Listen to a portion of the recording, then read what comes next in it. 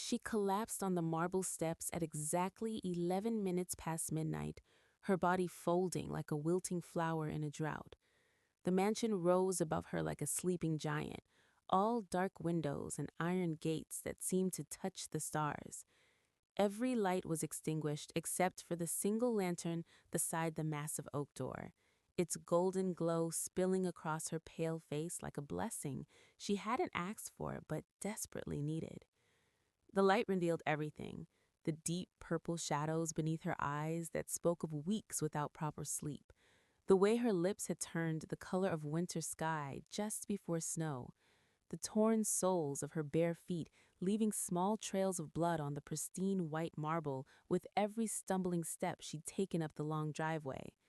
One hand clutched her swollen belly with fierce protectiveness, while the other reached toward nothing at all, fingers curling in the empty air as if grasping for something that had stopped existing long ago. The security cameras caught every moment.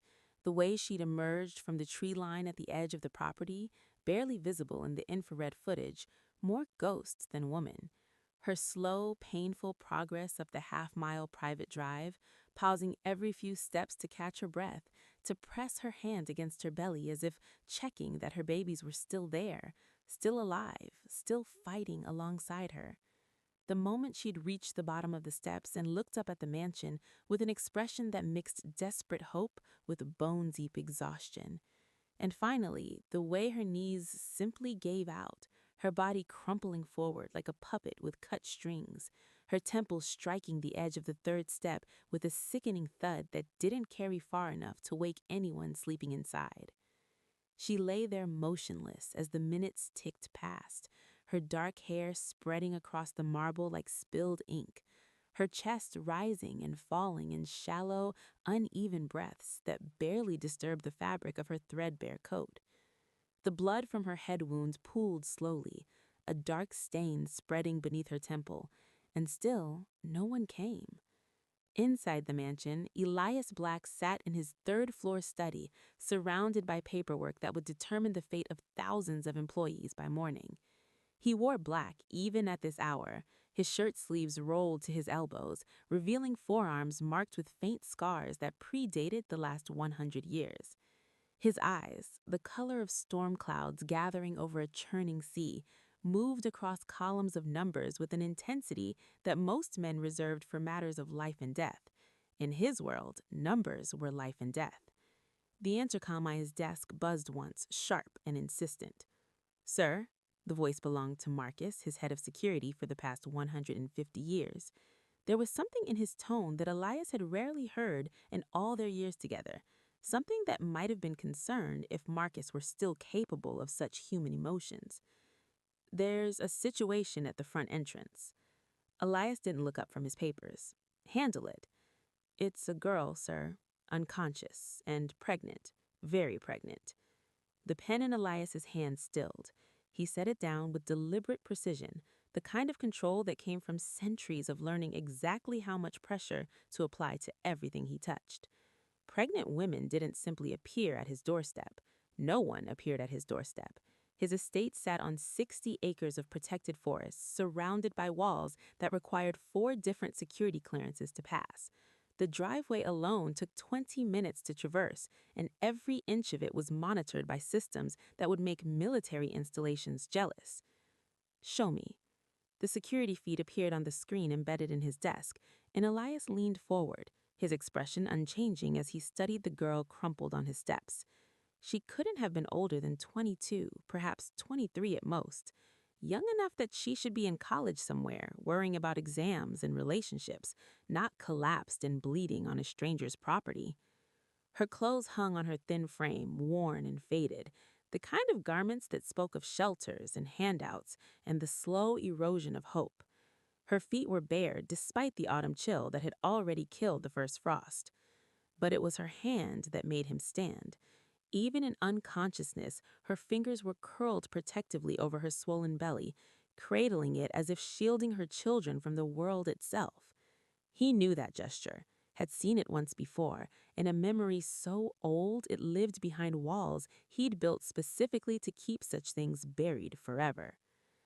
Call Dr. Vance, Elias said, already moving toward the door. Tell her it's an emergency. And Marcus, he paused with his hand on the door handle, prepare the East Wing guest room. Sir, if I may, Marcus began, but Elias cut him off. She's bleeding and pregnant on my doorstep. Whatever security concerns you're about to raise, suspend them. Handle it later. The night air hit him like a baptism as he descended the front steps, cold and sharp, carrying the scent of pine and distant snow. The girl hadn't moved. Up close, she looked even younger, even more fragile than the camera had revealed. The bruise at her temple was already darkening, spreading across her skin like a storm cloud. Her pulse fluttered at her throat like a trapped bird, too fast, too weak. Elias knelt beside her, his hands hovering for a long moment before making contact. Centuries of avoiding human touch had made him careful, deliberate, almost surgical in his movements. But when his fingers finally found her wrist to check her pulse properly, something unexpected happened. A jolt, electric and immediate, shot through him. Not painful, but startling in its intensity. Recognition. Though he had never seen this girl before in his unnaturally long existence, something in him knew her. Something deep and ancient and long dormant stirred in his chest, and he jerked back, staring at his own hand as if it had betrayed him. The sensation faded, but its echo remained, a warmth spreading through him that he hadn't felt since before his human life ended, nearly 2 centuries ago. The girl's eyes fluttered open. For a moment, they focused on nothing, pupils dilated with pain or shock or both. Then they found his face, and something in her expression shifted. Not fear, though any sensible person would have been afraid, finding themselves alone in the dark with a stranger. Not recognition exactly, though there was familiarity there somehow, as if some part of her knew him, even if her conscious mind didn't. Just desperate, bone-deep relief, as if she'd been searching for him her entire life and finally found what she'd been looking for. Please, she whispered, her voice barely audible, cracked from misuse or screaming or both. Please don't let them take my babies. Her hand tightened on her belly, and Elias saw the swell of it properly now, impossibly round beneath her threadbare coat. 7 months at least, maybe 8. Far too vulnerable to be wandering through the forest at midnight, bleeding, alone, and terrified. Far too vulnerable to be anywhere near someone like him. I won't, he heard himself say, and meant it with a certainty that alarmed him. No one will take your babies. Her eyes closed again, but her breathing eased slightly, as if her words had given her permission to let go of the fear that had been keeping her alive. Elias scooped her up carefully, shocked by how little she weighed despite the pregnancy. She should have been heavier, should have had more substance. Instead, she felt like something already half disappeared, held together by will alone, and now, apparently, by his promise. Marcus met him at the door, his face carefully neutral in the way it only became when he disapproved of something but wouldn't say so. Dr. Vance is 10 minutes out. The room is prepared. Elias carried the girl through his mansion's halls, past paintings and sculptures that witnessed the rise and fall of empires, up the curved staircase to the east wing, where morning light would reach her first. Her head lolled against his shoulder, and he felt each breath warm against his neck, each exhale a small proof of continued life. In the prepared room, he laid her on the bed with a gentleness that surprised both of them. Marcus hovered in the doorway, tablet in hand. Sir, we have no identification for this individual, no records of how she breached the perimeter. She has no phone, no wallet, nothing but the clothes on her back and this. He held up a small, worn photograph in a plastic sleeve, the kind people kept in their shoes or hidden in their clothing when they had nowhere else to store precious things. It fell out when I moved her, must have been tucked inside her coat. Elias took the photograph and studied it in the lamplight. It showed 2 people, a young man and woman, clearly in love, their arms around each other in front of a small bookstore. The woman was older than the girl on his bed, mid-20s perhaps, with the same dark hair and warm eyes. The man had a kind face, glasses, a gentle smile. On the back, in fading ink, someone had written, Mom and Dad, 1998, the best day. She's been carrying this, Elias said quietly, carrying it close, protecting it. This is her family. Should we contact the authorities, report a missing person, see if anyone's looking for her? We will contact no one, Elias said, pulling a blanket over the girl's shivering form. Not until Dr. Vance has examined her and she's had a chance to explain what happened. Marcus's jaw tightened, but he nodded.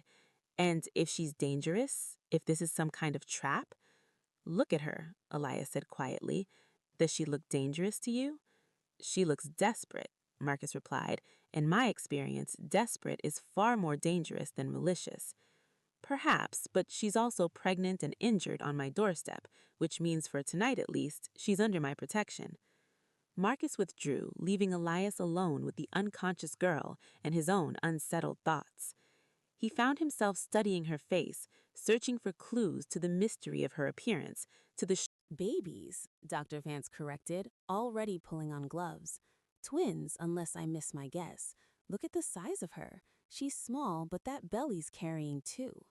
Dr. Vance got to work, her hands moving with practiced competence across the girl's body, checking vital signs, examining the head wound, pressing gently against the swollen belly. Elias watched without appearing to, his gaze fixed on the darkness beyond the window, but his attention completely focused on every word the doctor murmured, every small sound the girl made. Severe malnutrition, Dr. Vance announced after several minutes. Dehydration. This head wound will need monitoring for concussion. Her feet are torn to pieces. She walked miles to get here, probably on rough terrain through the forest. When's the last time she ate anything substantial? Days at least, judging by her condition. And the babies? Heartbeats are strong, positions feel good. My guess is she's about 32 weeks along, give or take. The babies seem healthy despite the mother's condition, which is remarkable. These little ones are fighters. Dr. Vance turned to face him fully. Elias, this girl has been homeless for some time, weeks, possibly months. No prenatal care that I can detect, no proper nutrition, and yet she's made it this far. She's been protecting these babies with everything she has. The question is, from what or from whom? I found her on my doorstep, Elias said. I don't know anything more than that. Dr. Vance studied him with the knowing look of someone who'd watched him navigate crisis for decades. You could have called the hospital, social services. Instead, you brought her into your home. There was something in the way you were holding her when I arrived, something protective. I've never seen you react this way to anyone, Elias, not in all our years. She asked me not to let them take her babies, Elias said quietly. Those were her first words when she woke briefly. I gave her my word. Well then, Dr. Vance began packing up her supplies. I've started an IV for fluids and nutrients. She needs rest, proper food when she wakes, and someone to watch her through the night in case that concussion proves worse than it looks. I'll return tomorrow morning to check on her. After Dr. Vance left, Elias pulled a chair beside the bed and sat, something he never did. He had companies to run, empires to maintain, contracts to finalize. His time was measured in millions of dollars per hour. Yet here he sat, watching the shallow rise and fall of a stranger's breathing, unable to shake the feeling that everything had changed the moment his hand touched her wrist. She slept fitfully, making small sounds of distress, her hand never leaving her belly. Once she cried out, a sharp sound of pure terror, and Elias found himself leaning forward, his voice low and steady as he said, "You're safe. You're safe here. I promised." Her distress eased immediately, as if some part of her sleeping mind recognized his voice and trusted it, which made no sense at all. The night stretched long and strange. Elias hadn't kept vigil over anyone in over a century, not since his own brother lay dying of fever in a world without antibiotics or hope. He'd sworn then never to care about anyone again, never to feel that helpless in the face of losing someone. Yet here he was, watching every breath this stranger took, willing her to keep breathing, to stay alive, to wake up and explain. Dawn approached slowly, turning the sky beyond the windows from black to gray to pale gold. The girl stirred as the first light touched her face, her eyelids fluttering, consciousness returning in gradual waves. Her hand moved first, checking for her belly, making sure it was still there, still whole. Only then did her eyes open fully. They were brown, Elias saw now in proper light, deep and warm like autumn earth, though currently clouded with pain and confusion. She looked around the unfamiliar room, taking in the elegant furnishings, the medical equipment, the IV in her arm. Then her gaze found Elias sitting beside her bed, and for a long moment they simply stared at each other. Where, she started, then stopped, her voice rough with disuse. Where am I? My home, Elias said. You collapsed on my doorstep last night. Dr. Vance has examined you. You have a concussion and severe malnutrition, but you and your babies are stable. Her hand tightened on her belly again, that same protective gesture. My babies are okay? As far as we can tell, yes, though you've been putting yourself through hell, apparently. She closed her eyes, and tears leaked from the corners, sliding down her temples into her dark hair. I tried to keep walking, she whispered. I tried to stay strong for them. Them plural? How far along are you? 32 weeks. Dr. Vance's estimate had been exact. Twins? Her eyes opened and something like surprise crossed her face. How did you know? Lucky guess. Your size suggests it. Are they both healthy? I think so. I haven't had a real doctor visit in 3 months. Not since I... She stopped, seeming to catch herself before revealing too much. Not since you what? Elias kept his voice neutral, non-threatening. Not since I had to leave. Had to, not chose to. Interesting phrasing. Who were you running from? Her jaw tightened, and he saw fear flash across her face, raw and immediate. I can't tell you. They're powerful. They'll find me eventually. They always do. They'll take my babies, and I'll never see them again. And I can't let that happen. Her breathing quickened, panic rising. The heart monitor beside her bed began beeping faster. My babies are all I have left. They're all I have. Elias reached out without thinking, his hand covering hers where it rested on her belly. The same electric recognition jolted through him stronger this time, and he felt her sharp intake of breath. She felt it too. Stop, Elias said firmly. Breathe. You're safe here. I told you last night no one will take your babies. I meant it. She searched his face, looking for deception, for ulterior motives, for whatever betrayal she'd learned to expect from the world. Whatever she saw there must have satisfied something, because slowly, gradually, her breathing began to even out. The monitor quieted. Who are you? She asked finally. My name is Elias Black. I own this estate and several companies you've probably never heard of. I'm very wealthy, very private, and very capable of providing protection when I choose to. And you're choosing to protect me? Why?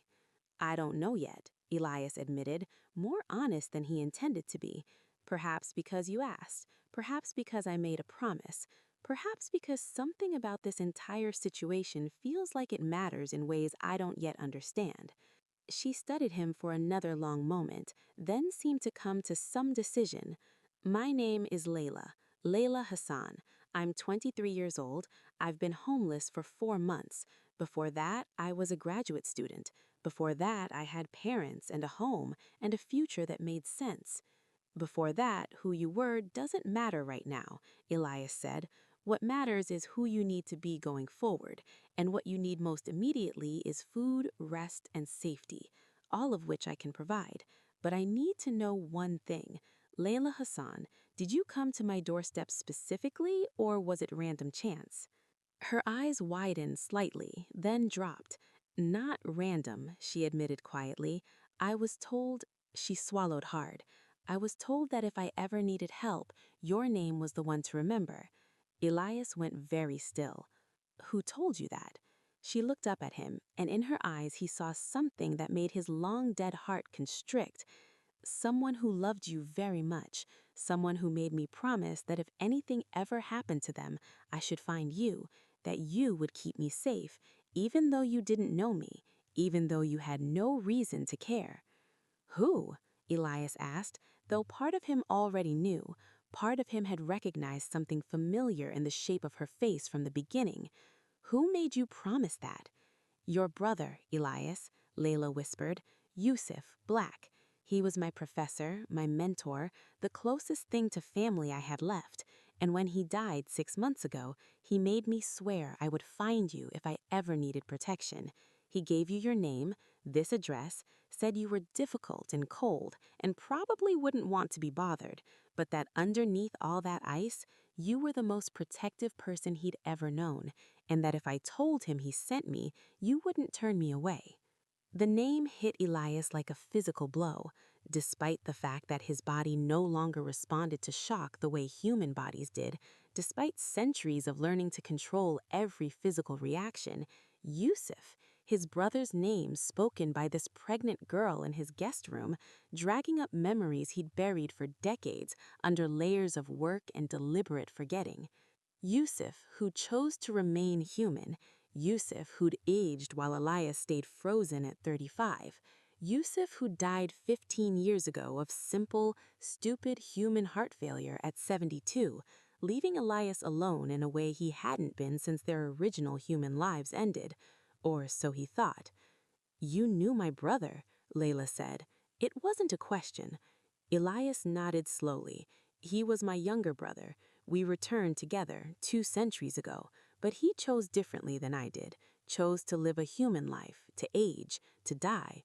I haven't seen him in decades. He found me when I was 18, Layla said, tears spilling over properly now. I was living on the streets after my parents died in a car accident. No family, no money, no future. He was teaching at the university, and he saw me sleeping in the first 48 hours in the mansion passed in a blur of medical checks and security briefings, and the slow, careful process of Lila's body remembering what it felt like to be properly nourished. Dr. Vance visited twice daily, monitoring the baby's heartbeats, checking Lila's recovery from malnutrition and dehydration, and gradually reducing the IV fluids as Lila proved able to keep down solid food. The babies, Elena and Adam, as Lila had secretly named them, seemed to sense the improved conditions. Their movements became more energetic, pressing against her belly with what felt like relief at finally having enough resources to grow properly.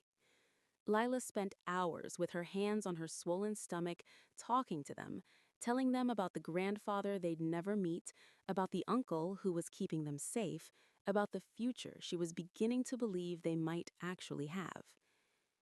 Elias found himself checking on her more often than strictly necessary, making excuses to stop by her room to verify she had everything she needed, to ensure the security perimeter hadn't been breached, to simply sit and talk when the weight of her situation threatened to overwhelm her. He told himself it was simple responsibility, ensuring his brother's granddaughter was protected, but the truth was more complicated than that. Something about having another person in his carefully controlled space, another life depending on his choices, had awakened something he thought permanently dormant, a sense of purpose that went beyond accumulating wealth and power, a reason to care about tomorrow. On the third day, Dr. Vance arrived with portable ultrasound equipment and the kind of professional discretion that came from decades of treating vampire families and their various complications. She'd brought along a genetic testing kit and drew blood from Lila with practiced efficiency while explaining the process in terms that managed to be both clinical and reassuring. The babies look strong, Dr. Vance announced after completing the ultrasound, turning the monitor so Lila could see the two small forms moving on the screen, their heartbeats visible as rapid fluttering. Baby A is slightly larger, probably the dominant twin. Both are active, proper development for 32 weeks. You've done a remarkable job keeping them healthy despite your circumstances. Lila stared at the screen with such a fierce love and protectiveness that Elias had to look away. The intensity of it was uncomfortable to witness. He remembered his brother looking at him once, long ago, when they were both still human and Elias had nearly died of fever. That desperate determination to protect what you loved against impossible odds. How long until we have genetic results? Elias asked. For basic paternity, 72 hours. For the detailed genetic markers you're asking about, the vampire hereditary analysis, a week. I'm sending samples to a specialist lab that caters to our community. They'll be thorough. Can you expedite it? There are people actively looking for her. Time matters. I can have preliminary results in 48 hours if I push them, Dr. Vance said. But Elias, are you sure about this? Genetic testing of unborn children, especially when old family interests are involved, opens doors that are difficult to close again. What we discover might complicate things rather than simplify them. Whatever's in their blood doesn't change who they are or who has the right to protect them, Elias said. But knowing gives us advantage. Knowledge is leverage, always has been. Dr. Vance packed up her equipment but paused before leaving. Lila, she said gently, I'm going to be honest with you. These babies are coming soon, 4 to 6 weeks at most. You need to be preparing for that, both physically and practically. Have you thought about where you'll give birth? Who will help you care for 2 newborns? What resources you'll need? Lila's face crumpled slightly. I've been trying not to think that far ahead. Every day I stayed pregnant. Every day they stayed safe inside me where no one could take them. That was success enough. Planning beyond that felt like tempting fate. You have resources now, Dr. Vance said firmly. You have a safe place. Use them. Start thinking about what you need. Make lists. Ask questions. Let yourself believe that there's a future coming where these babies are born healthy and you're all safe together. It's not tempting fate. It's being prepared. After Dr. Vance left, Lila seemed smaller somehow, more vulnerable despite the reassurances about the baby's health. Elias found himself unsure how to navigate this emotional territory. He'd spent centuries avoiding these exact kinds of complicated human situations, had deliberately structured his life to minimize attachments that required emotional literacy. Can you tell me about him? About Yusuf? What he was like when he was younger, before he found me? What do you want to know? Everything. Anything. He told me stories sometimes about growing up, about your family before you returned, but there were always gaps, things he wouldn't talk about. I want to understand where I come from, who my grandfather really was. Elias settled into the chair beside her bed, recognizing that this conversation was inevitable and necessary. Yusuf was, he paused, searching for words, the best of us. Even when we were human children, he was the one who saw the good in people. I was the oldest, the one who was supposed to be responsible and protective. My sister Miriam was the clever one, always reading, always learning. But Yusuf was the kind one, the one who brought home injured birds and made friends with beggars and believed everyone deserved second chances. You had a sister? Lila leaned forward slightly, hungry for these details. What happened to her? She died. Human death. Quick illness. This was before modern medicine, before we understood how to treat infections. She was 14. Yusuf was 12. I was 16. It broke something in our family. Our parents never recovered from losing her. I think that's what made me so determined to keep Yusuf safe afterwards, why I eventually chose to turn rather than risk losing him too. But he wouldn't turn with you. No, he said Miriam's death taught him that human life was precious because it was finite, that the pain of loss was the cost of love, and he'd rather pay that cost than live forever without ever risking it again. He chose mortality deliberately, knowing what it meant, knowing he'd age while I stayed young, knowing we'd grow apart because our experiences of time would become incompatible. And you resented him for it. Sometimes, Elias admitted. Mostly, I respected him, even when I didn't understand. He built a human life, got married, had a son, your father. His name was Adam, after our father. I met him once when he was maybe 10 years old. Yusuf brought him to see me. Wanted us to know each other, but it was awkward. I hadn't aged in 60 years. I was functionally the same age as my much younger brother by then. And here was his son looking at me like a stranger, which I suppose I was. What was your father like from that one meeting? Cautious, thoughtful. He had Yusuf's eyes, the same way you do actually, that deep brown that seems to hold more warmth than should be possible. He asked me intelligent questions about what it was like being immortal, whether I missed eating food, whether I ever got lonely. And when I answered honestly that yes, I got lonely sometimes, he said that was okay, because everyone got lonely sometimes, even kids. That being lonely meant you knew how to miss people, which meant you loved them well. Lila smiled through fresh tears. That sounds like something Yusuf would have taught him, that loneliness was proof of love. It was good wisdom, Elias said, better than anything I'd figured out in my extended lifetime. Your father grew up to be a good man, from what Yusuf told me, married your mother, they were happy together until the accident that took them both. Yusuf grieved them hard. I think losing his son brought back all the grief of losing Miriam, of losing our parents, of losing the life he'd chosen when he chose to stay human. Did he ever regret it, choosing mortality? Never once that I saw, though he admitted the cost was higher than he anticipated, but he said the love was worth it. His wife, his son, you eventually. He said every moment of pain at losing people was worth having them in his life at all. Silence settled over them, comfortable despite its weight. Outside, afternoon sun painted golden patterns across the floor. Somewhere in the house, Marcus was coordinating security patrols. Dr. Vance was rushing genetic tests. Victor Kane and his old family funders were plotting ways to breach the defenses.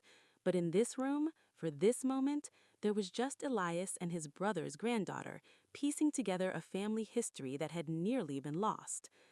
I wish I'd known, Lila said finally, when Yusuf was alive. I wish I'd known we were really family, that I wasn't just a charity case he'd taken pity on. You were never just that, Elias said firmly. Yusuf didn't do pity, he did love, sometimes foolishly, usually without reservation. If he brought you into his life, it was because he genuinely wanted you there. The blood relationship probably made that easier for him to justify to himself, gave him a reason to act on the instinct to help you, but he would have helped regardless. That's who he was. She nodded, seeming to take comfort in that. Then, tentatively, what does this mean now for us? We're family, but we're also strangers. You're doing this because of Yusuf, because of bloodline. But once the babies are born and the danger passes, what happens then? Do we just go back to being strangers who happen to share DNA? Elias considered the question carefully. He'd been asking himself the same thing, trying to understand what obligations came with this sudden family expansion, what relationship was possible between a 200-year-old vampire and a 23-year-old pregnant. The days that followed took on a strange rhythm, part fortress preparation and part unexpected domesticity. Elias found himself overseeing the conversion of one of the estate's unused wings into a full medical suite, complete with equipment that would make most hospital delivery rooms jealous. Dr. Vance brought in her trusted obstetrician nurse, a woman named Sarah who'd been delivering babies for 40 years and didn't bat an eye at the request for complete discretion or the presence of obvious vampire security. Lila grew stronger day by day, her body responding to proper nutrition and rest with visible gratitude. The babies grew too, pressing against the constraints of her belly with increasing urgency. Dr. Vance estimated 2 more weeks, maybe 3 at most, before they'd decide they were ready to meet the world, regardless of whether the world was ready for them. She spent her days reading in the library, walking the secure gardens under Marcus's watchful eye, and slowly beginning to believe that maybe, possibly, things might actually work out, that she and her children might have a future that didn't involve running or hiding or fear. Elias spent his days managing his business empire remotely and his nights in his study, researching old family bloodlines and blood binding rituals, preparing for every possible complication. He learned things about vampire heritage magic that he deliberately avoided knowing for centuries, old practices that made his long-dead conscience revolt. The idea that children could be claimed against their will, bound to vampire families through blood and ritual, made him understand why Yusuf had chosen to stay human, why he'd seen immortality as something to be carefully chosen, never imposed. They fell into an unexpected routine of evening conversations, Elias stopping by Lila's room after sunset to check on her, ostensibly to discuss security updates, but really because he found he enjoyed her company. She was smart, curious, and had a way of asking questions that made him reconsider assumptions he'd held for centuries. "You don't eat," she observed one evening when he'd pulled a chair beside her bed. "Does that bother you, never eating, missing the taste of food?" "I don't remember what food tastes like anymore," Elias admitted. "It's been too long, like trying to remember a dream from childhood. You know it was vivid once, but the details have faded completely. Sometimes I miss the ritual of it, the social aspect, but the actual eating? No." "What about other things? Do you sleep? Dream?" "Sometimes, though I don't need it the way humans do. It's more like meditation, letting my mind rest while my body remains aware of threats. And yes, I dream occasionally, mostly memories, though sometimes completely novel scenarios my subconscious invents." "Do you dream about being human? About what life would have been like if you'd never been turned?" "Not anymore. I spent the first 50 years of immortality dreaming about it constantly, mourning what I'd lost. But eventually you either accept what you've become or you drive yourself mad with regret. I chose acceptance." "What about you? Do you dream about life before all this? Before Victor? Before running?" "Sometimes," Lila said, her hands resting on her belly. "I dream about my parents, about what they'd think of all this, whether they'd be proud or horrified that their daughter ended up pregnant and homeless, running from people who want to steal her children for genetic experiments. I think they'd be proud.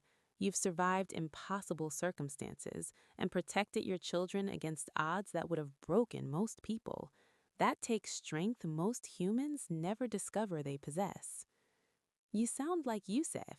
He used to say that too, that survival was its own form of courage, that just keeping going when everything was hard, that was heroic, even if it didn't feel like it."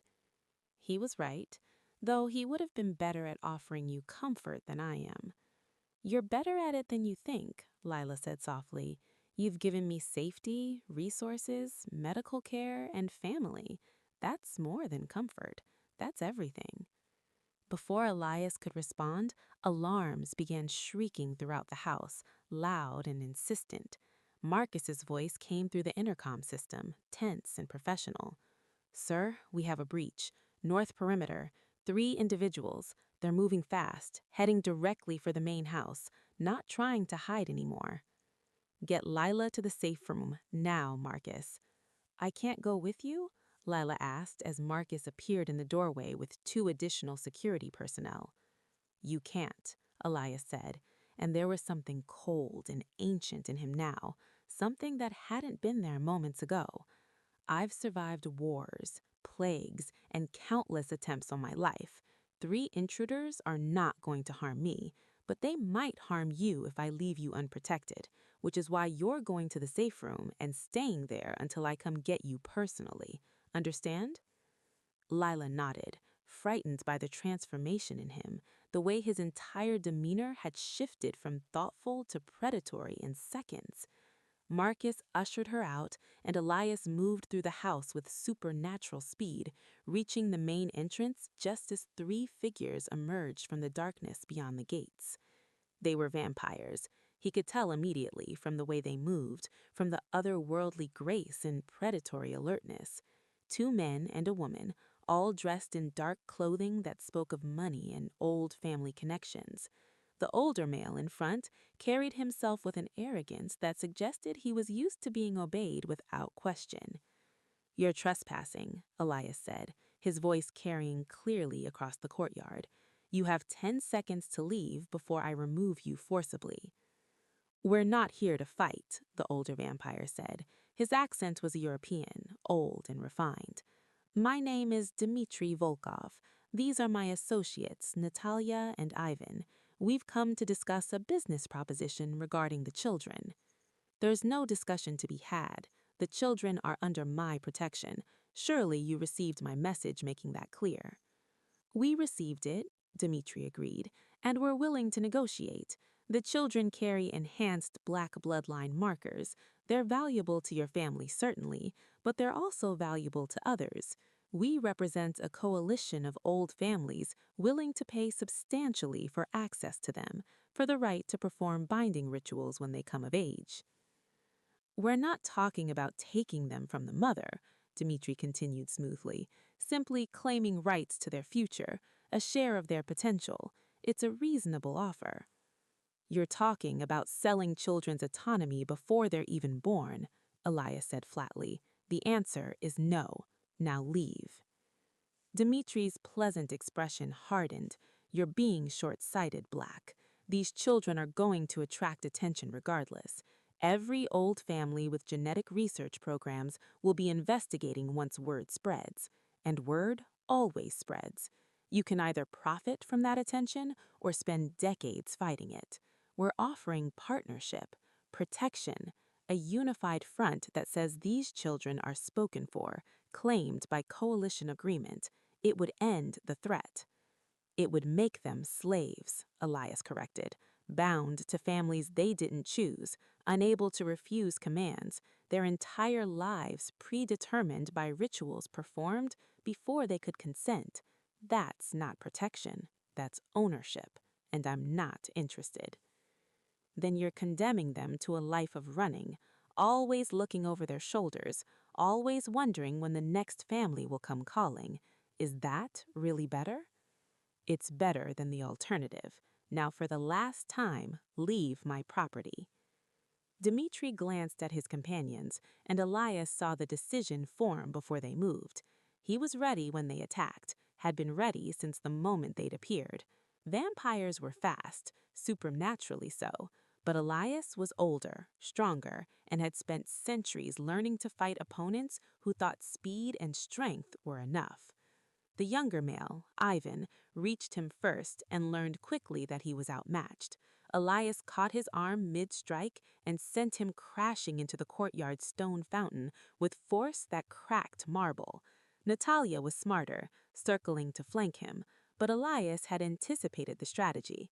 He moved before she completed the maneuver, closing the distance between them in a blur and gripping her throat with just enough pressure to make breathing difficult without crushing her windpipe entirely. Dmitri, to his credit, didn't attack. He watched his companions fall with resignation that suggested he'd expected this outcome, but needed to test Elias's resolve. Enough, Dmitri said quietly. We yield. Elias released Natalia, who stumbled back gasping. He pointed to the gates without a word. Dmitri helped Ivan from the fountain, supported Natalia's arm, and the three of them retreated. But at the gate, Dmitri turned back. This isn't over, Black. The children's genetics make them too valuable. Others will come, less reasonable than us, and eventually you'll realize you can't protect them alone forever. Then I'll deal with them as I dealt with you, one at a time if necessary, all at once if they prefer. But the answer will always be the same. These children are mine to protect, and I don't share. After they were gone, Elias returned to The week that followed felt like living inside a hell's breath. Security reports came in constantly, unusual activity near the estate borders, strange vehicles on the private road, unknown individuals asking questions in the nearby town. Marcus coordinated responses with military precision, but even his iron composure was showing strain. They're circling, he reported on the fifth day. At least 6 different groups, probably more. Waiting for an opportunity, a weakness in our defenses. The moment those children are born, they'll know. Genetic signatures that strong will be detectable to anyone with the right equipment within hours of delivery. Then we'll be ready for them, Elias said. He'd spent every night that week researching protective rituals, old magic that predated most modern vampire families. There were ways to shield a child's genetic signature, to mask their bloodline from detection. The spells required vampire blood, specific herbs that were difficult to acquire, and a level of magical knowledge that Elias had deliberately avoided learning for centuries. But Marcus had found suppliers. Dr. Vance had consulted with specialists, and between them, they'd assembled everything needed to give these children a chance at anonymity, if they wanted it. Lila, for her part, seemed caught between anticipation and terror. Her body was ready, had been ready for days. The babies had dropped lower, pressing against her pelvis with uncomfortable weight. She couldn't sleep lying down anymore, spent nights in a recliner with pillows supporting her massive belly, feeling her children move and kick and prepare themselves for birth. Dr. Vance checked on her twice daily, monitoring contractions, measuring dilation, watching for any sign that labor was beginning naturally. If it starts on its own, we let it progress, Dr. Vance explained. Natural labor is always preferable when possible, but if we reach the 1 week mark with no progress, we'll induce. These babies need to be born before the situation outside deteriorates further. On the sixth day, Lila found Elias in his study at midnight, standing by the window watching the forest beyond the estate walls. She was supposed to be resting, but sleep had become impossible. Her back ached, her feet were swollen, and the babies were so active she could see their movements through her nightgown, like something from a science fiction film. "I'm scared," she admitted from the doorway. "Of giving birth, of what comes after, of whether I'll be a good mother, of whether they'll be angry when they're older, when they understand what Victor did to their genetics, whether they'll blame me for not protecting them better." "You couldn't have known," Elias said, turning to face her, "and you've done everything possible to protect them since you found out. That's all any parent can do. But yes, they'll probably have questions when they're older, probably have feelings about their genetic manipulation. That's normal and valid, and something you'll help them navigate when the time comes. Right now, though, they just need you to bring them safely into the world. Everything else we'll figure out as we go." "You keep saying we," Lila observed, "like you're going to be part of their lives long term, like this isn't just temporary protection until the crisis passes."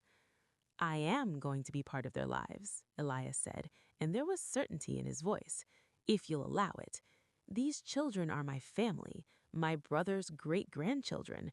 I may not know how to be a proper family member, may be terrible at all the things that role requires, but I'd like the chance to learn, to be someone they can count on, someone who shows up for birthdays and helps with homework and teaches them about their heritage when they're old enough to understand. I've spent 2 centuries avoiding exactly that kind of connection, but maybe that was a mistake. Maybe Yusuf was right that the pain of caring is worth the privilege of loving." "I'd like that too," Lila said softly. "They should know you, should know they have family who chose them, who fought for them, who gave them safety when the world was dangerous. But Elias, what if I'm not enough? What if I can't give them everything they need?" "No parents gives their children everything they need. That's not how it works. You give them what you can, love them fiercely, and trust that your best is enough. And when it's not, when you stumble or fail or make mistakes because you're human, and humans are beautifully, terribly fallible, you apologize and you try again, and you hope they understand someday. That's the deal. It's messy and imperfect, and nothing like what stories promise parenting will be, but it's real, and that matters more." "You sound like you have experience with this." "I watched Yusuf raise your father," Elias said. "From a distance, but I watched. Saw him make mistakes, saw him doubt himself, saw him show up anyway and try his best, and somehow raise a good man despite all his imperfections. If he could do it, you can too. He has his strength, his capacity for love. And you have resources now, help when you need it. You're not alone anymore."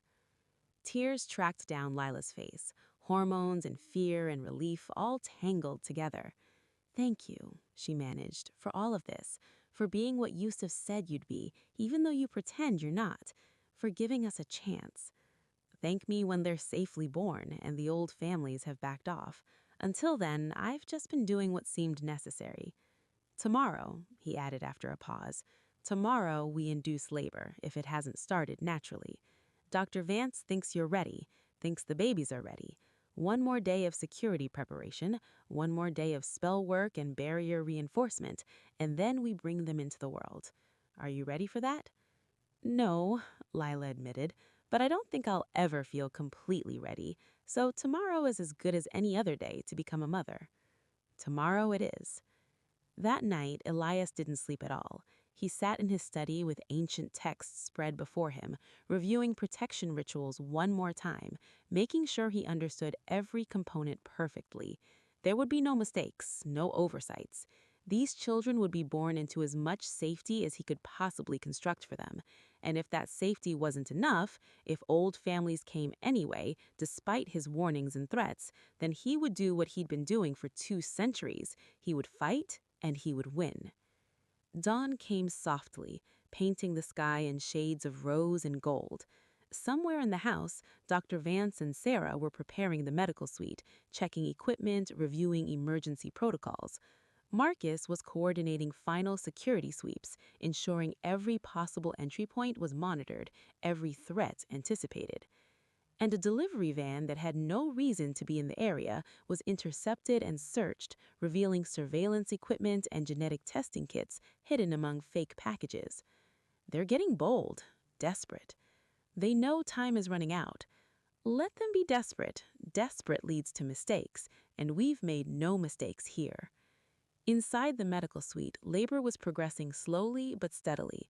Lila's contractions were strengthening, becoming regular, transforming from manageable discomfort to serious pain. Sarah coached her through breathing exercises, while Dr. Vance monitored both babies' heartbeats, watching the printouts with practiced eyes. "You're doing beautifully," Dr. Vance encouraged. "Both babies are handling labor well. No distress, good, strong heartbeats. We're probably 4 to 6 hours out still, but everything is progressing perfectly."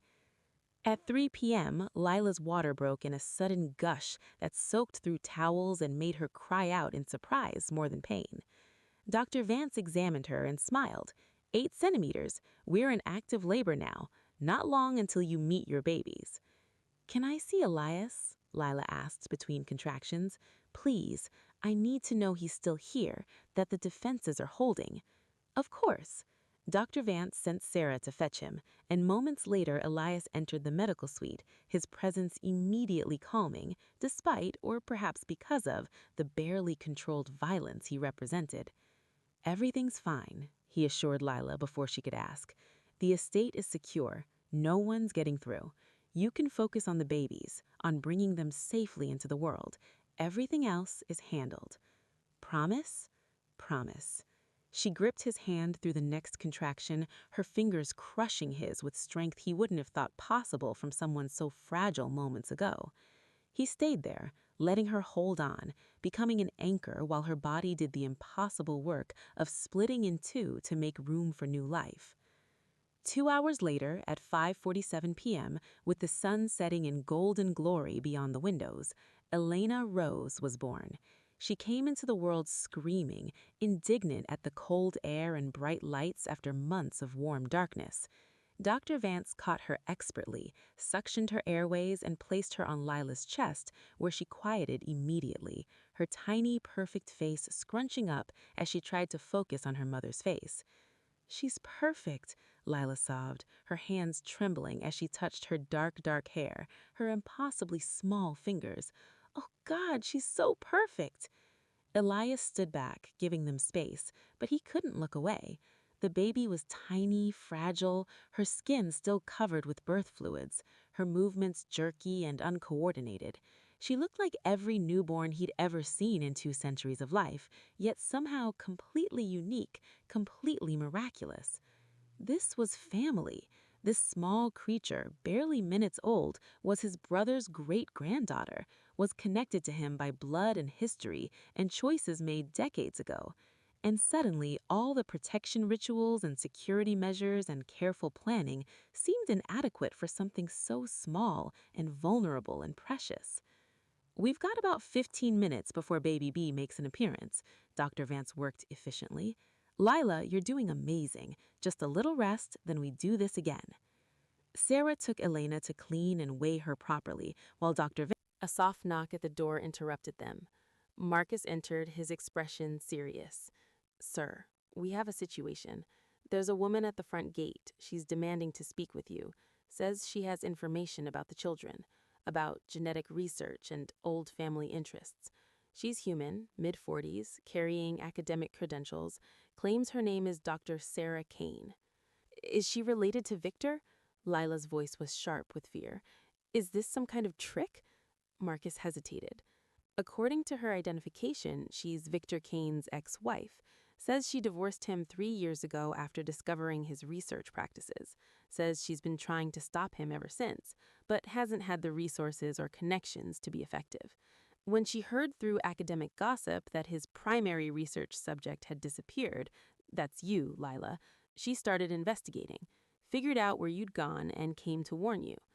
About what? "Victor is planning something for tonight," Marcus relayed.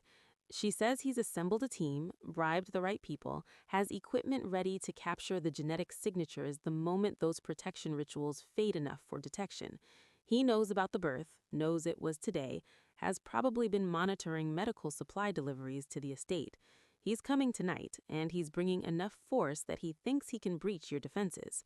How does she know all this?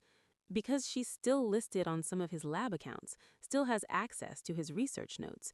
She brought copies of everything, a USB drive full of documentation about the genetic manipulation, the old family funding, the breeding program plans. She says it's enough to destroy him legally, if we can keep the children safe long enough to get it to the right authorities. "It could be a trap," Elias said. "Could be him using his ex-wife as a Trojan horse." "Or she could be legitimate," Lila said. "Could be someone else who Victor hurt and who wants to stop him from hurting anyone else. I think we should at least hear what she has to say." "Bring her in," Elias decided. "But Marcus, full security protocols. Scan her for weapons, magic, anything that could be used to harm the children. And keep her away from the medical suite until we're certain she's trustworthy." Marcus withdrew, and 10 minutes later returned with a woman who looked exhausted and determined in equal measure. She had short, gray-streaked hair, sharp, intelligent eyes behind wire-rimmed glasses, and carried herself with the confidence of someone used to academic authority. Her gaze went immediately to Lila, then to the two bassinets where the baby slept. "You did it," Dr. Sarah Kane said, relief evident in her voice. "You got them born and protected before Victor could interfere. I wasn't sure you'd make it in time."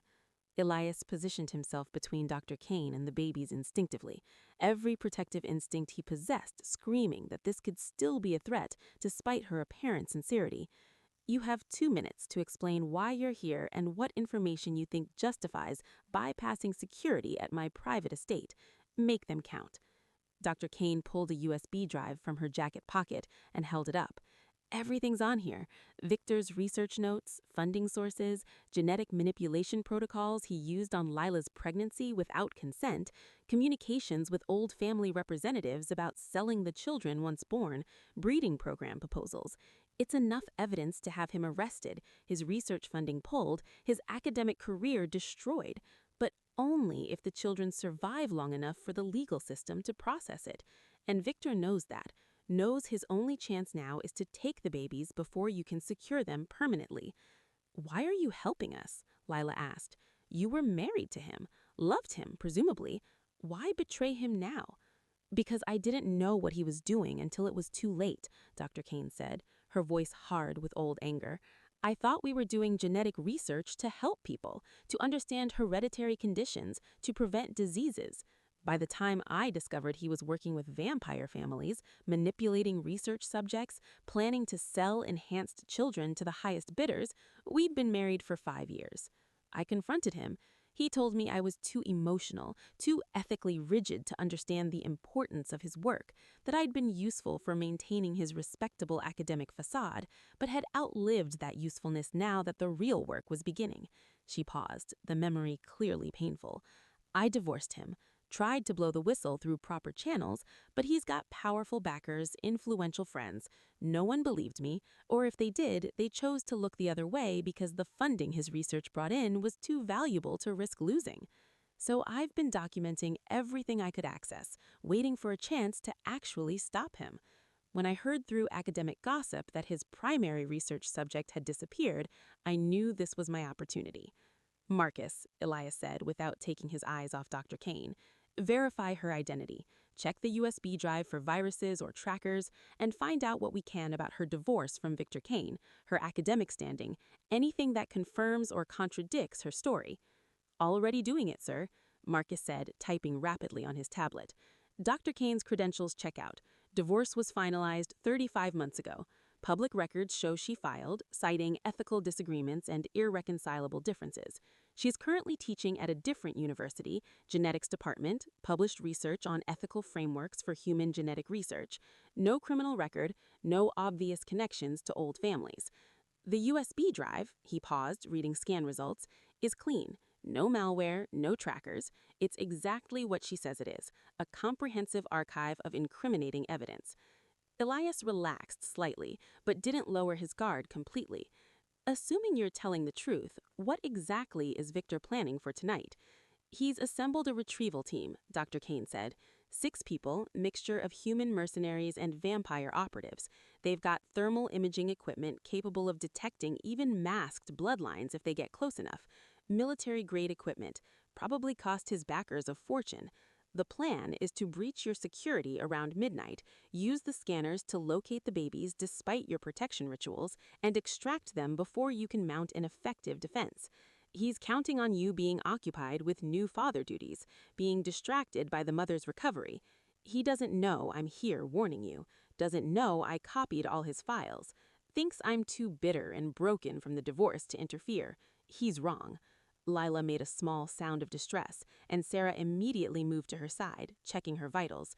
You need to stay calm, Sarah said, gently. Stress isn't good for your recovery. Your babies are safe. Mr. Black will handle this. She's right, Elias said. This changes nothing, except it gives us advance warning and evidence we can use later.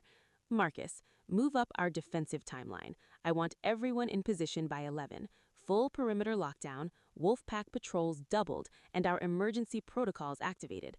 And contact my lawyer. I want these files delivered to proper authorities first thing tomorrow morning, which means Victor needs to be alive to prosecute. Nobody dies tonight unless there's no other choice. Understood, Marcus confirmed. And Dr. Kane, keep her in protective custody. She's a witness now, probably in as much danger from Victor as the babies are if he discovers she's betrayed him. Guest room, comfortable accommodations, but monitored. I'm not trusting anyone completely until this is resolved. Dr. Kane nodded acceptance. I expected that. For what it's worth, I really am trying to help.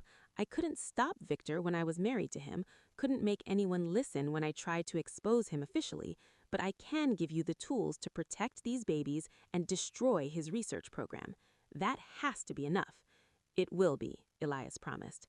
Marcus escorted Dr. Kane out, leaving Elias alone with Lila, the babies, and the medical staff. Dr. Vance had been working quietly throughout the exchange, monitoring everyone's vital signs, ensuring the babies remained stable.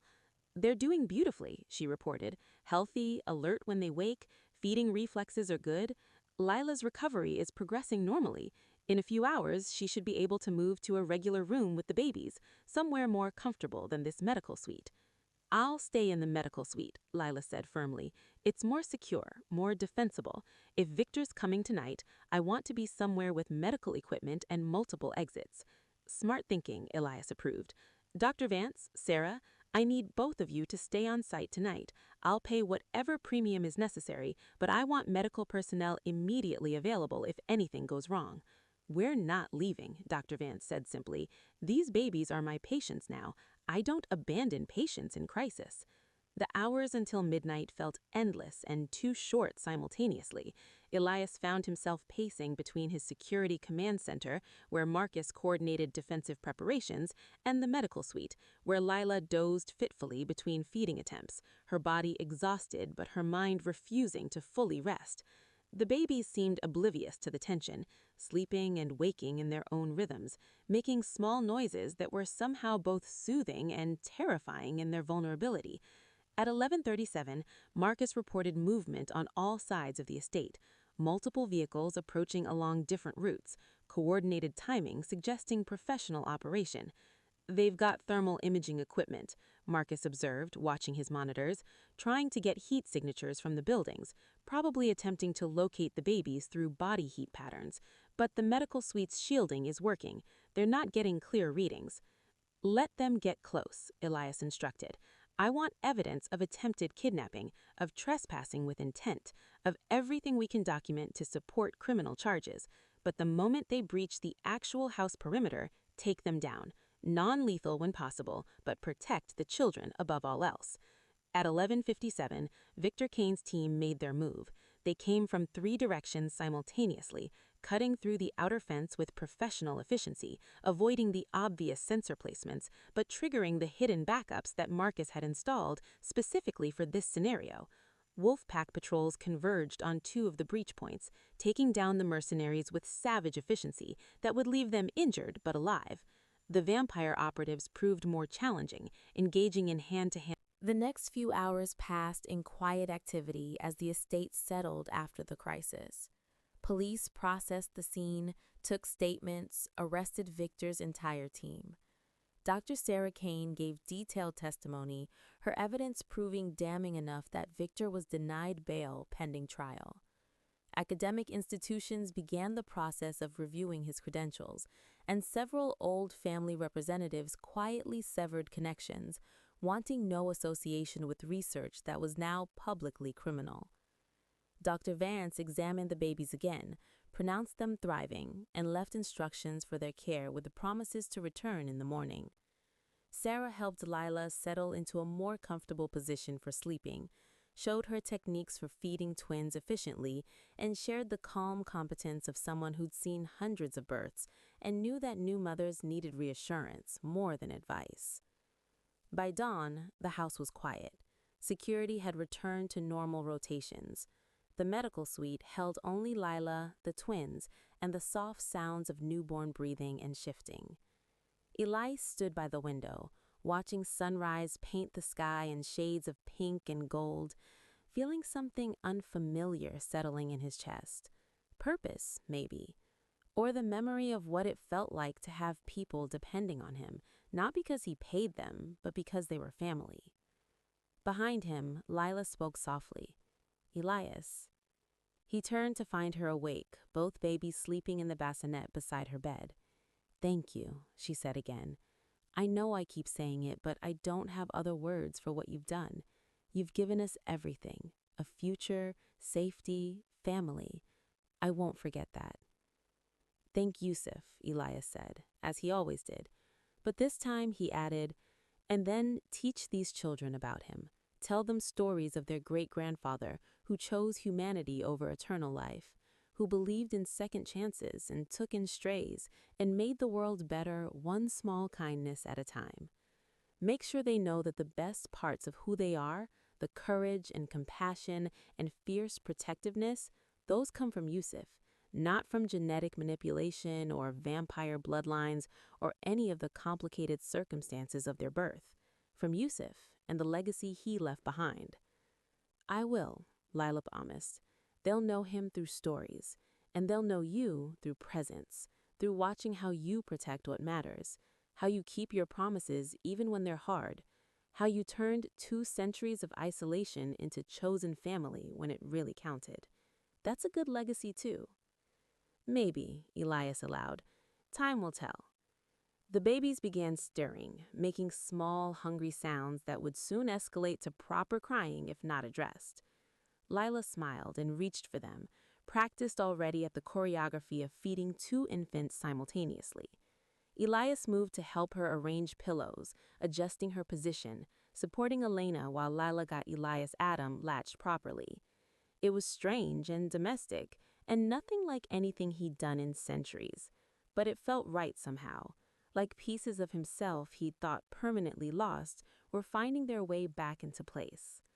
As the sun rose fully beyond the windows and the twins fed contentedly and Lila dozed in exhausted satisfaction, Elias allowed himself to believe that maybe Yusuf had been right all along, that caring was worth the pain, that family was worth the vulnerability, and that immortality only mattered if you had something mortal and precious to protect. These children, these impossibly small humans who'd been born into danger but would grow up in safety, they were his something. his reason to remember why his brother had chosen human love over eternal life. And perhaps in protecting them, in helping them become whoever they chose to be, he might learn what Yusuf had understood all along, that the best parts of existence, immortal or otherwise, were the connections you chose to forge, despite knowing they would change you, challenge you, and ultimately make you more than you were alone. 3 months passed like water through fingers. The estate settled into a new rhythm, one that revolved around the small cottage on the east side of the property, where Lila and the twins now lived. Elias had overseen every detail of its conversion, from the reinforced windows to the hidden security panels, to the nursery painted with soft clouds and stars. The cottage sat nestled against the forest's edge, overlooking gardens that would bloom spectacularly in spring. A cobblestone path connected it to the main house, a 10-minute walk through stands of ancient oaks and carefully maintained flower beds. Close enough for protection, distant enough for privacy. Perfect. Lila thrived in the space, her body fully recovered from the birth, her spirit slowly healing from the trauma of the past year. She spent mornings in the garden with the babies, afternoons reading on the small porch, evenings sometimes joining Elias for dinner in the main house, while Sarah watched the twins. The babies grew like weeds, as Dr. Vance liked to say. Elena remained the larger of the two, curious and alert, her dark eyes tracking everything that moved. Elias Adam was quieter, more observant, with a seriousness that made him seem older than his mere months. Both had begun to smile, to coo, to reach for faces and fingers with the desperate, grabby hands of infants discovering their own agency. The genetic suppression treatments were working.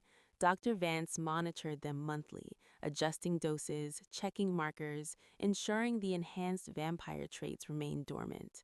The babies read as completely human on every test, their heritage hidden so deeply that even sophisticated scans would miss it. The protection rituals would need renewal yearly until they came of age, but for now, they were safe. Victor Kane's trial had been a media sensation. Dr. Sarah Kane's evidence proved devastating, and Victor was convicted on multiple counts of illegal human experimentation, conspiracy, and attempted kidnapping. He would spend the next 20 years in a maximum security facility, his research destroyed, his reputation in ruins.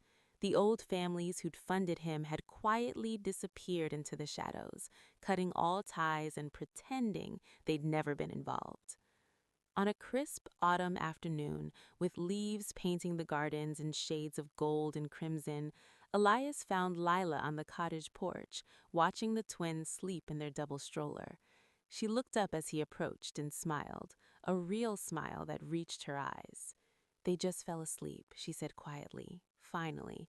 Elena fought it for an hour. "She gets that from Yusuf," Elias said, settling into the chair beside her. "He never wanted to sleep either, always afraid he'd miss something." She laughed softly. "That explains so much." They sat in comfortable silence for a while, watching the breeze stir the leaves, listening to the distant sounds of the estate's maintenance crew working somewhere beyond the trees. "I've been thinking," Lila said eventually, "about the future, about what comes next." "What kind of thinking?" "The university where I was studying, they've offered to let me finish my degree remotely, said they were horrified by what Victor did, that they'd support me in any way I needed to complete my education." "That's generous of them." "It is," Lila agreed, "but I'm not sure if I want to go back to genetics. After everything that happened, after what Victor did with that knowledge, I don't know if I can separate the science from the abuse." "What would you study instead?" She was quiet for a moment, watching the babies sleep. "I've been thinking about teaching, about working with kids who's been through hard things, who need someone to believe in them, like Yusuf believed in me. There's a program at the state university, child development and trauma counseling. I could do most of it online with occasional in-person requirements. Sarah said she'd help with the babies when I need to travel." Elias considered this. "It suits you," he said finally. "You have a gift for seeing people, for understanding what they need. I've watched you with these two, how you know when they're hungry versus tired versus just wanting attention. That's not something everyone has. You think I should do it? I think you should do whatever makes you happy, whatever gives you purpose beyond just surviving. You've done the surviving part brilliantly. Now you get to choose what comes next. Lila reached over and took his hand, a gesture that still surprised him, despite months of growing closeness. Thank you, she said, for everything, for giving us this chance, for being exactly who Yusuf said you were, even when you tried to hide it.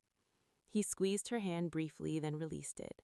Yusuf was always right about people. It was annoying, actually.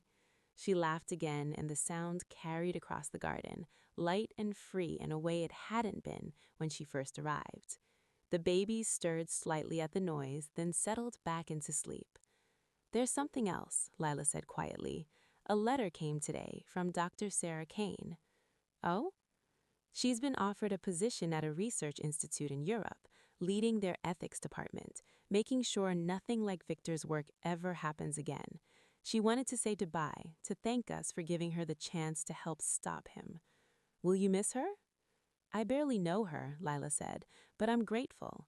Grateful she had the courage to do what was right, even though it cost her everything. Grateful she gave us the evidence we needed.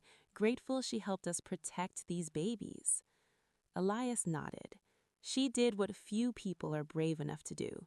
She chose justice over comfort, truth over safety. That deserves respect. The sun began its slow descent toward the horizon, painting the sky in shades of orange and purple. The baby slept on, oblivious to the conversation happening above them, to the complicated web of family and history and choice that had brought them to this moment. Do you ever wonder, Lila asked quietly, what life would have been like if Yusuf had chosen differently? If he'd let you turn him, if he'd stayed immortal, if you spent these centuries together instead of apart? Every day for the first 100 years, Elias admitted. Then I learned to stop wondering, because wondering led to wishing, and wishing led to pain. Yusuf made his choice, and I made mine. We both lived with the consequences. But if I could go back, knowing what I know now, knowing that he would have grandchildren and great-grandchildren, that his line would continue in ways neither of us could have predicted, I might have fought harder to stay in his life, might have found ways to bridge the gap between our worlds instead of letting it grow. You're here now, Lila said. That's what matters. You're here for his great-grandchildren. You're keeping his legacy alive. Am I? You are. Every time you hold Elena, every time you read to Elias Adam, every time you make sure we're safe and protected and loved, that's Yusuf's legacy. Family, chosen family, blood family, all of it. You're carrying it forward. Elias looked at the babies sleeping, at their perfect faces and steady breathing, at the future stretching before them full of possibility. Maybe Lila was right. Maybe this was legacy enough. Maybe the choices we made now, the love we gave them, the protection we offered, these were what lasted. These were what mattered. What are you thinking? Lila asked. I'm thinking that Yusuf would be proud of you, Elias said, of the mother you've become, of the woman you're becoming. I'm thinking that he'd be proud of these children, of the life they'll have because of your courage. And I'm thinking that for the first time in 2 centuries, I'm grateful to be immortal because I get to watch them grow, get to see who they become, get to be part of their lives in a way I never could with Yusuf. Lila's eyes glistened with tears. He would be proud of you too, for coming out of your isolation, for opening your heart, for being family when it mattered most. Maybe, Elias allowed, or maybe he'd just be glad I finally listened to him. They sat together on the porch as the sun set, watching the stars emerge one by one above the gardens. The baby slept on, dreaming whatever mysterious dreams occupied infant minds. And somewhere, Elias liked to think, Yusuf was watching, smiling, knowing that his brother had finally, after all these years, remembered what it meant to love. The twins' first birthday arrived with autumn leaves and a small celebration in the cottage garden. Layla had insisted on something simple, just family, just the people who'd protected them and loved them through their first year of life. Elias had secretly arranged for a photographer, wanting to capture the day in ways that would last for generations. Elena Rose took her first steps that afternoon, right in the middle of the party. She'd been pulling herself up on furniture for weeks, cruising along edges, building courage. Then suddenly, with everyone watching, she let go of her mother's hand and took 3 wobbly steps toward the birthday cake before sitting down hard on the grass. The gasp that went through the small crowd was followed by laughter and applause. Elena looked around, confused by the reaction, then grinned with her tiny teeth and clapped her own hands, delighted by the attention. "Did you see that?" Layla cried, scooping her up. "She walked! Elena walked!" Elias, Adam, watching from his mother's lap, seemed less impressed. He studied his sister with the serious expression he'd worn since birth, then looked at the cake as if calculating the most efficient way to reach it without all the effort his sister had just expended. "He'll walk when he's ready," Layla said, laughing. "He's always been the observer. Elena's the doer." "They'll balance each other," Elias observed, as siblings should. The party continued into the afternoon with cake and presents and more joy than the cottage had ever contained. Sarah had baked, Marcus had helped decorate, and even some of the wolf pack had stopped by to offer howled greetings from the forest edge, which fascinated the babies to no end. As evening approached and the twins finally succumbed to exhaustion, Layla and Elias sat alone on the porch, watching the sunset paint the sky. "A year," Layla said wonderingly. "A whole year since they were born, since everything changed." "A lot has changed," Elias agreed. "You especially." "Me?" "You arrived here a frightened girl, running from danger, not sure if you'd survive the night. Now look at you, a mother, a student again, almost finished with your degree, a woman building a future." "I couldn't have done any of it without you," Layla said. "Without this place, without the protection, without family." "You would have found a way," Elias said. "You're stronger than you know, but I'm glad you didn't have to." They sat in comfortable silence as the stars emerged. Inside the cottage, the babies slept in their cribs, dreaming of cake and walking and the endless love that surrounded them. "What about you?" Layla asked. "Are you happy with how things have turned out?" "Happy is a complicated word for someone my age," Elias said. "But content? Yes. Purposeful? For the first time in centuries. Watching these children grow, being part of their lives, seeing you become who you are meant to be, it matters. It all matters." "It does," Layla agreed. "And there's more to come. More years, more milestones, more memories." "I know," Elias said, "and for once, I'm looking forward to all of it." At 3 years old, the twins began asking questions, not just the simple what and why of typical toddler curiosity, but deeper things. Things that made Lila realize the day was approaching when she'd have to tell them the truth about their origins. "Mama?" Elena asked one evening, pointing at a photograph of Yusuf that hung in the cottage. "Who is that?" "That's your great-grandfather," Lila said, lifting her onto her lap. "His name was Yusuf. He was my teacher, my friend, and the person who saved my life when I was young."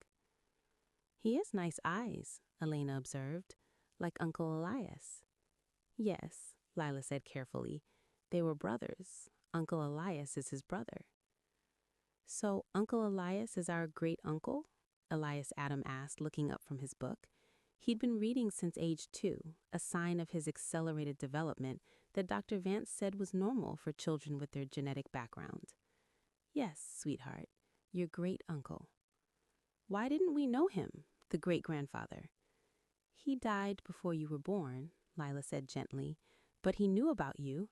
He wrote me a letter before he died telling me to find Uncle Elias if I ever needed help, and I did. That's how we ended up here.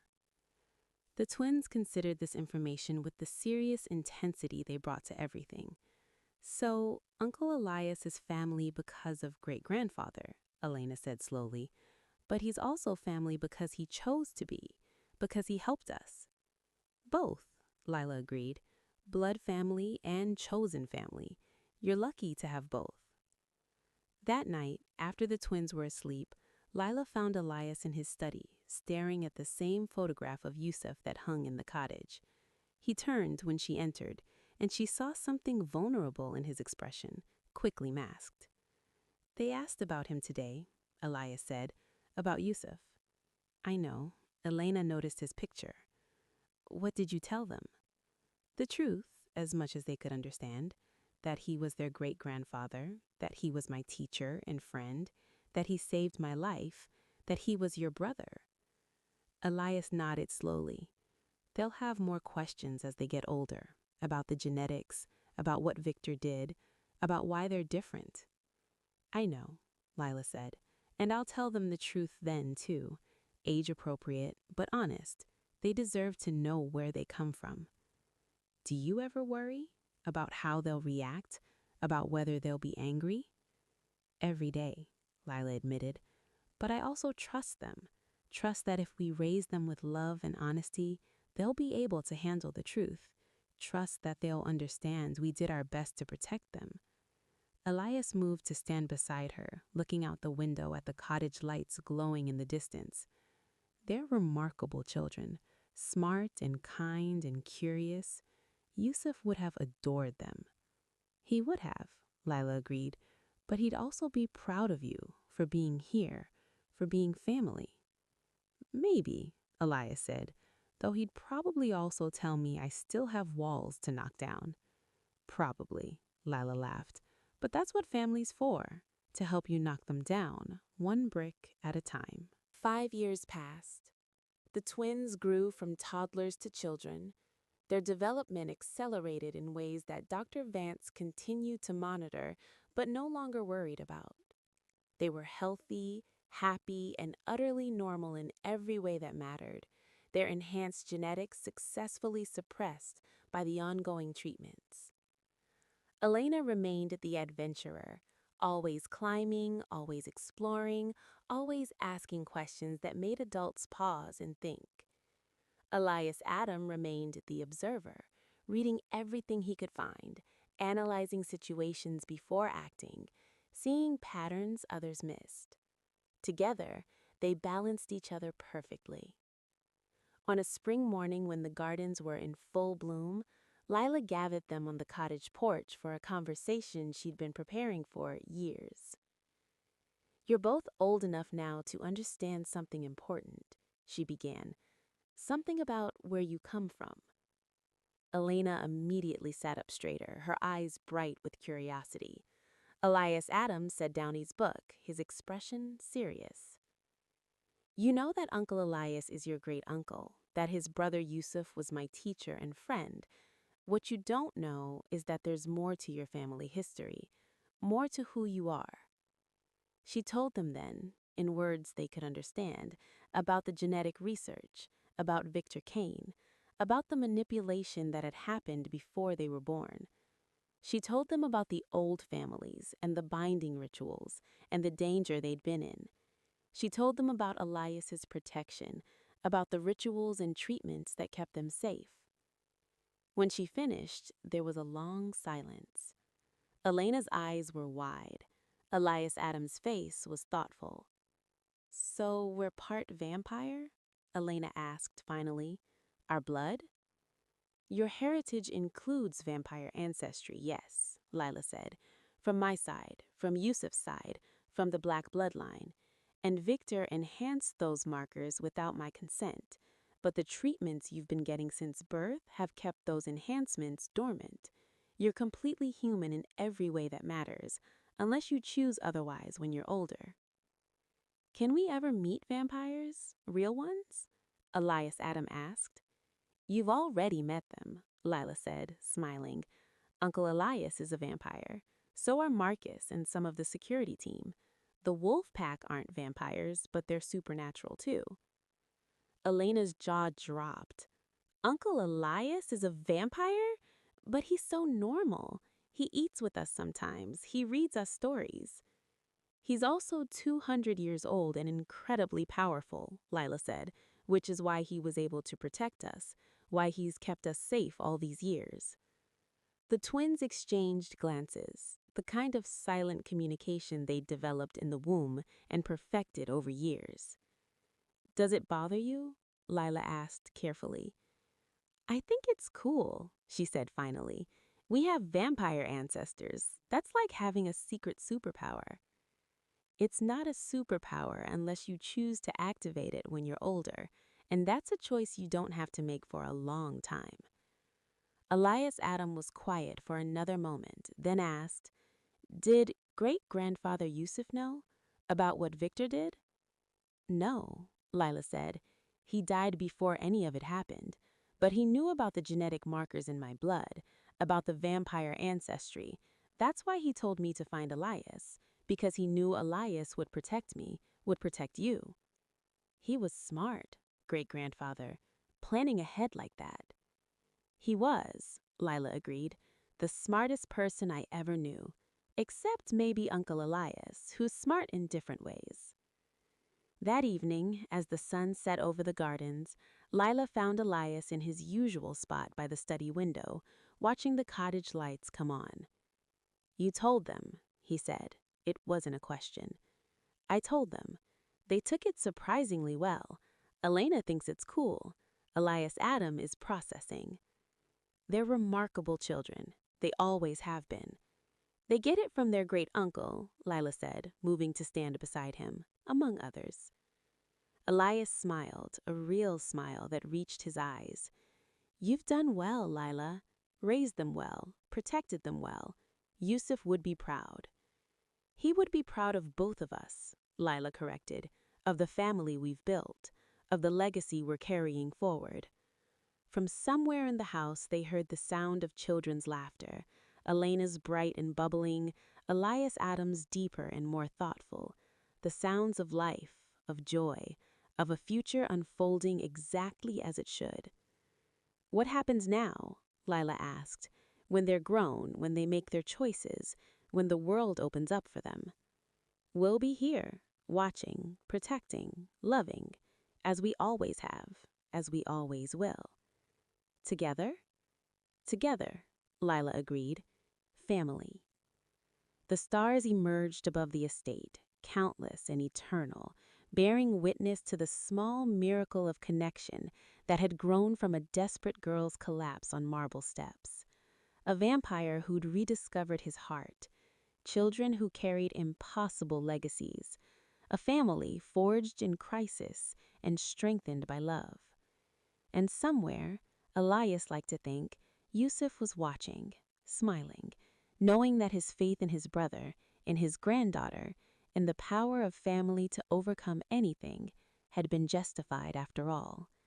The legacy continued, the bloodline endured, and love, practical and fierce and unstoppable, won in the end.